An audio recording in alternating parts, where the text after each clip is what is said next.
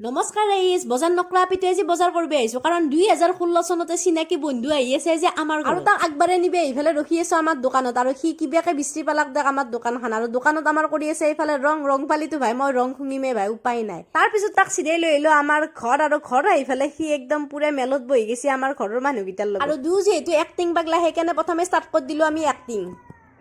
কি ডায়লগ মাৰি আছা ক কাপোৰ দিব যাওঁ ৰবা নালাগে তুমি যাব মই লৈ আহিম বাহিৰত ৰ'দ দি আছে ডায়লগ পাহৰি আছে আৰু তাৰ মানে কি ৰাতি আছে থিয়েটাৰ কি থিয়েটাৰত কৰি আছা তই কিয় লাগে বাবু কচোন মই বৰদৈচিলা আপোনালোকে চাব আহিব দেই